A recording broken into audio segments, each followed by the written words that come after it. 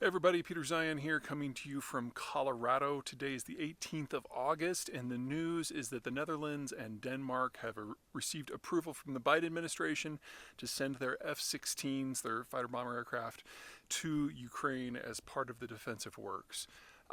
There's a lot of things that are packed in here. Let's start with the most obvious one. Even if these things start to ship today, they're not going to be there in sufficient numbers or with the infrastructure to support it in time to have any impact on this fighting season. So the summer counteroffensive that the Ukrainians are fighting in an attempt to break the Russian position in southern Ukraine and Crimea, they're not going to be able to help with that at all. There's more to having the jets than simply having the pilots. You have to have the logistical infrastructure to supply them with fuel, with spare parts, especially with munitions, and they have to be able to do all of the repairs and all of the maintenance within Ukraine proper. Now, we know for certain that the United States has been doing steps to accelerate this process over the last few months. We know that there have been a number of Ukrainian pilots across the United States and NATO bases system that have been training on the F-16s and getting flight time. But there's going to be a lot more that needs to be done in terms of the maintenance side of the equation. Okay, so that's piece one. This is something that's going to affect over the winter and then into next year. Second, the players, the Netherlands and Denmark, basically run almost exclusively American-equipped forces. So there is no way that this came out of left field. Copenhagen and The Hague undoubtedly have been coordinating with Washington since the beginning on this, and if they're doing it, you can bet your ass that there are going to be any number of NATO countries, up to and including the United States, who are going to be following suit now that the seal has been broken. It's just a question of timing. Now again, this is something that's going to impact our operations over the winter and into next year, not right now. Third, what's next? The next big step of what the Ukrainians have on their wish list that they haven't gotten is longer range weaponry that will allow them to strike deeper into the occupied territories and, in their mind, ideally even into Russia proper.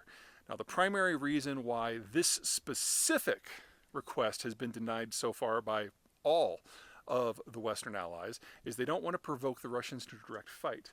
But as the Russians move deeper and deeper into isolation, and as it becomes possible that this is going to be a broader conflict in economic terms, even if not in military ones, that argument has been losing luster in a number of places in the Western world.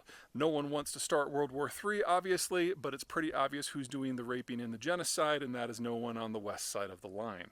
So we are going to see longer range weapon systems. I don't want to comment on which ones because there's any number of things that could come into play.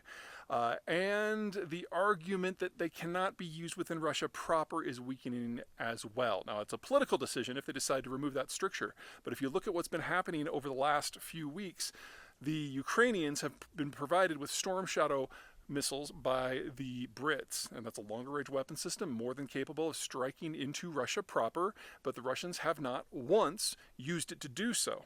At the same time, the Ukrainians have developed a number of weapon systems, including drones launched by Special Forces troops and suicide drones that are maritime in style to directly attack Russian targets within Russia proper. They don't necessarily need Western tech to take the war to Moscow. And since we're seeing this blurring of capabilities, the idea that simply because a weapon has a range that could be problematic, that it automatically is problematic, that argument is fading very, very quickly. There's still going to be a lot of brackets on all of this. This is not going to be something that's going to change overnight. But now that they're going to be getting NATO fighter aircraft that clearly have the capacity, if you put an extended range fuel tank on them, to strike Moscow directly, you got to ask yourself, what else can be pushed across the line at this point? And that's the discussion that's going to be happening in Brussels, in London, in Berlin, in Paris, and Washington quite aggressively over the next couple of months. And by the time we get to the end of the year, I have no doubt that in addition to longer range missiles, artillery systems, and jets, there'll be a whole phalanx of additional technologies going to be handed over in order to help the Ukrainians out. And for those of you who say that this is costing the United States too much, number one, check your math. With the exception of 2 Patriot batteries, every single other thing that has been transferred from the United States to this point has been in spare parts and decommissioned equipment that we were going to have to pay to dismantle. So in many ways, the Ukraine war has saved us a lot of money. And second, if you think the money has been stolen, you're literally just making that up. Call your congressperson, because they have every day a full list of every piece of equipment, how it was used, how it was transferred, and how much money it actually cost the United States. And anyone who tells you otherwise is lying to you. All right, that's it.